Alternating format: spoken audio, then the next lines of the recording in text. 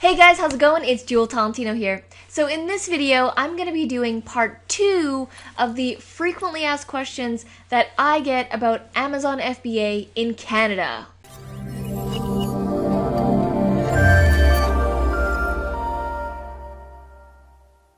Alright, so this is part 2 of the frequently asked questions, and I'm just going to roll through them and answer them just so you guys can get straight into the meat of the video. Alright, so number 1.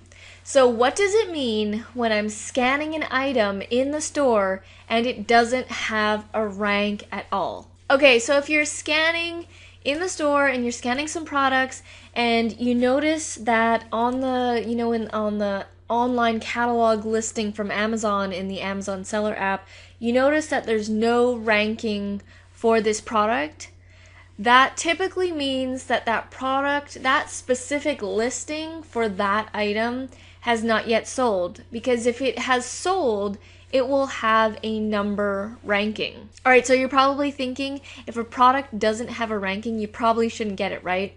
Well, Canada's rankings are so weird. Their bestseller ranking, it's not the same as in the US, and I actually made a video explaining this more in depth, so if you want to check that out, definitely head to the Amazon playlist and search for that video.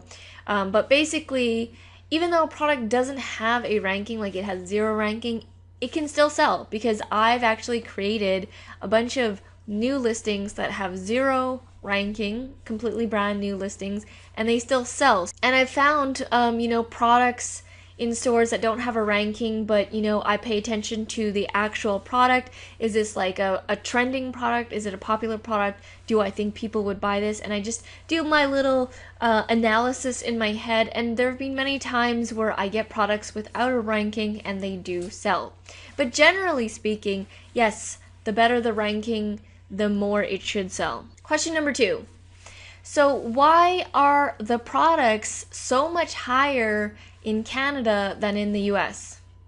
So I get this question a lot, like, why is it so ridiculously high compared to the same product in the US? Like you'll have like a toy or an appliance or something, but it's way higher here in Canada than it is in the US. And the reason for that is because there's less competition in Canada and there's way more competition in the US. So the sellers in the US, there's a lot of them. There's a ton of them, and they all compete for the same products, so they bring down the price in the products.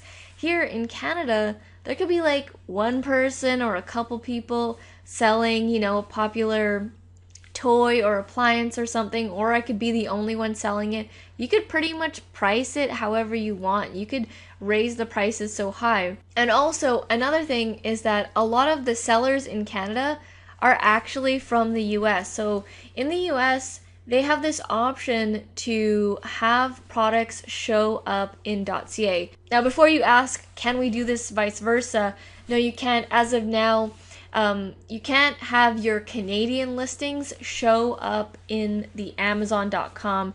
I had a very long conversation with someone from Amazon.ca. It's only the other way around. So people in .com can have their listings show up in .ca, but people in Canada, their .ca listings won't show up in .com. So yeah, as for the products being really high, it's just because a couple things. There's not very much competition, so pretty much you can raise the price on it. And 2, oftentimes it's American sellers who are selling their products. And how you'll know this is because if you see like a product and it has shipping on it, if it has shipping, is generally coming from outside of Canada, or it's going to be like a merchant fulfilled seller, so they're shipping it themselves. So typically, if you see that shipping, and you can also see where the product is coming from, there are a lot of American sellers where it's expensive for them to ship over to Canada, so they can jack up the price and then have a shipping on it, and that's why it's so high. So that's generally why things are so much higher, is there's just not much competition. So when I'm listing things, it's usually just me or a couple of other people in the States. There's like a ton of people listing the same kinds of products. All right, so question number 3. So what does it mean when I'm scanning and I see the message, you cannot sell this product? So it means just that you definitely cannot sell that product. I would not purchase that item and try and list it and send it in because it's just going to get rejected. So the reason why it's saying that when you scan is because you're not approved to sell in that category or that specific brand. You have to be like approved to sell that brand. So I'll give you an example. Everyone's allowed to sell like appliances and toys and stuff. But if you try and sell like Star Wars type stuff, that stuff is for the most part off limits unless you're approved to sell that kind of stuff. There might be a lot of people who are creating fake stuff, and Star Wars is definitely a product where it says you cannot sell this product a lot. So that is what that means, and basically you have to apply to other categories to get ungated and be approved to sell those kinds of things in the different categories. Question number 4. Okay, so what does it mean when you scan a product and it says that it's not listed? Well, that means that that particular product that you have scanned is not in the Amazon online catalog in .ca. It might be in there with something similar, but that specific one with that barcode and that color and whatever that model is, it's not in the Amazon catalog. So at that point, what can you do? So if it's not listed, there's a couple of things that you can think about.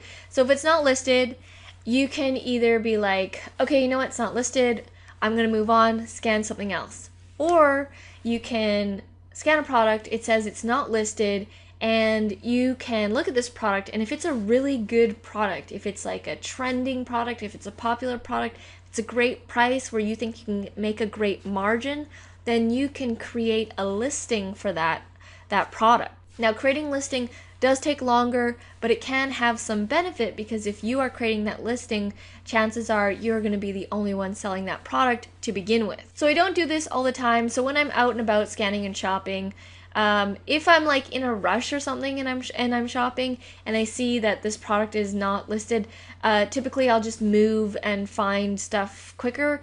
But if I'm in a different mood, a more creative mood, and I see a product and I have like an idea that, hey, you know what, this is a really good product. If I create a listing, there aren't very many people selling it and I know that I can sell it, then I'll go ahead and create a listing. But just know that creating listing does take longer. You have to have pictures for it and create the title and basically create everything from scratch. So just take note of that if you want to create new listings. Okay, so question number 5. So what does it mean when you're out and about scanning and the product that you've just scanned doesn't match the picture or whatever's going on online, like whatever pulled up with the listing doesn't match? So let's say you scan this purple Swell bottle, right? And then the listing shows that it's a yellow truck, like a yellow toy truck, and it does not match. What should you do?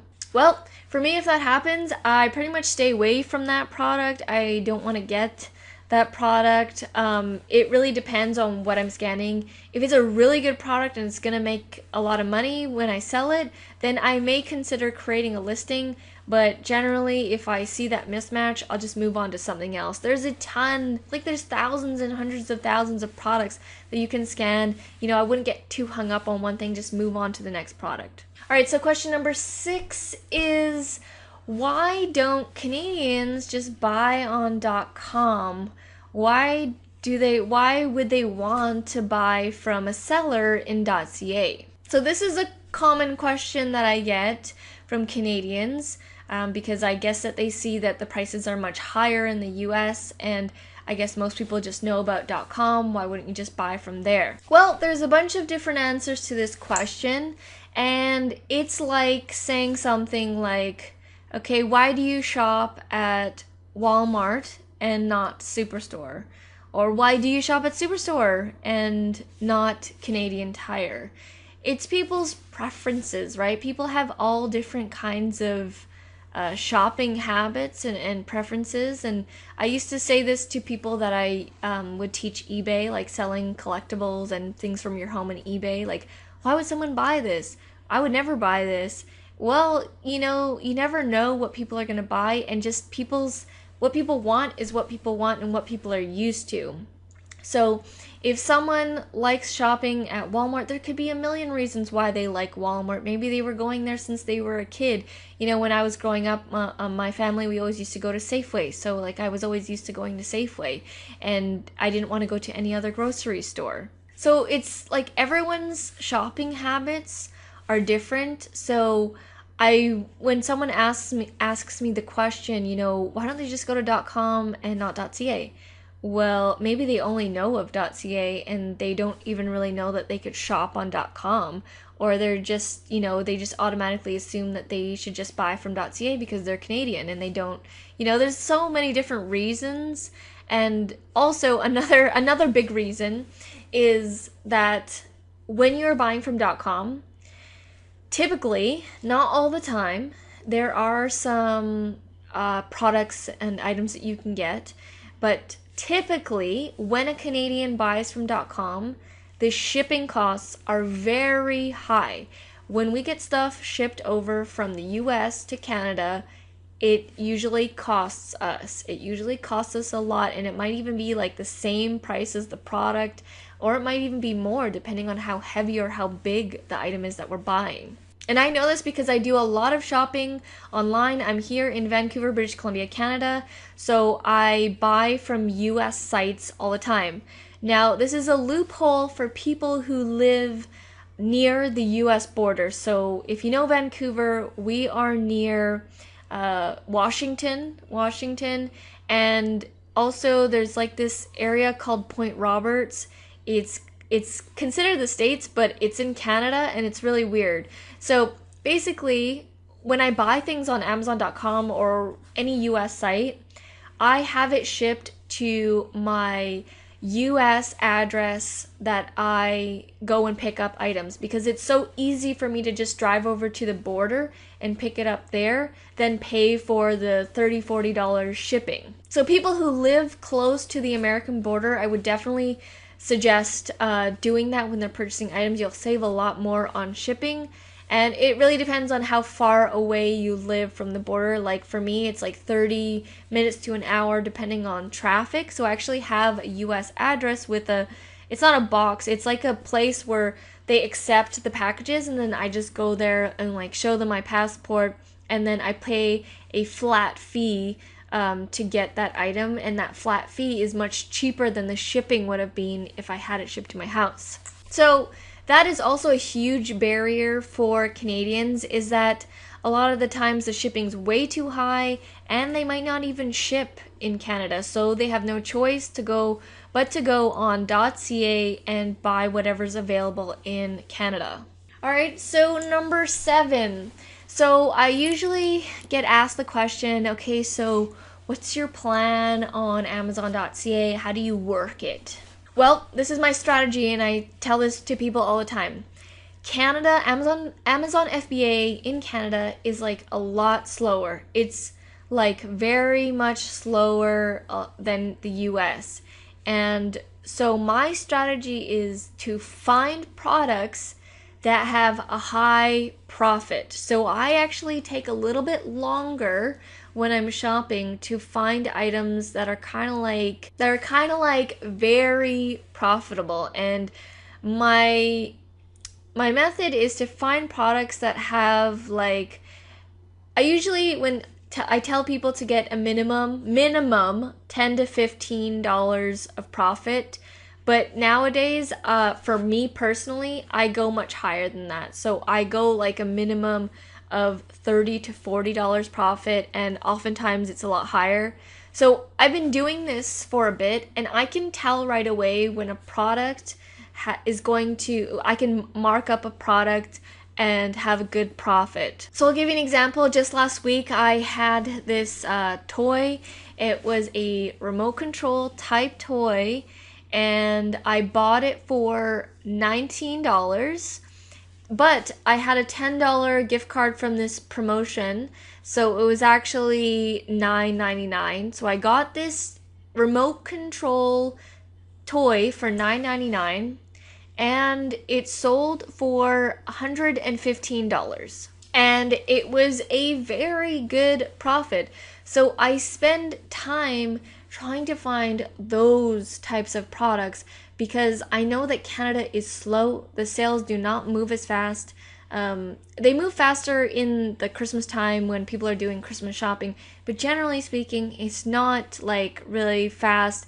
But how I like to work it is, okay, fine, it's slow. There's nothing I can do about that right now. I can only hope that it's going to get more traffic, as time goes on and it gets more popular.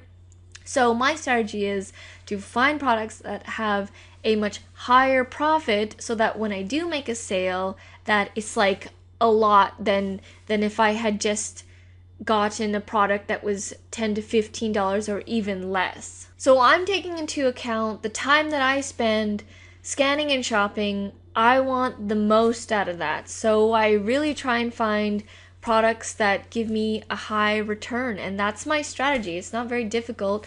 I just spend a little more time and just pay attention to trends and products that are popular, and I just pay attention to products and items that are just, do they look of quality? Can if I buy this for this, can I sell for this? So that's generally what's just going through my head, and that's all really what I'm looking for. So that is it for this episode of Amazon FBA Canada Frequently Asked Questions Part 2. I hope you guys have enjoyed the video. If you like these types of videos about Amazon FBA in Canada, I have a ton more videos.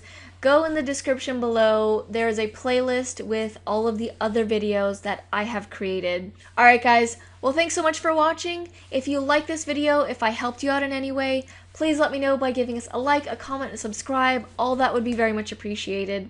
Alright guys, thank you so much, and I'll see you in the next video. Back from the dead.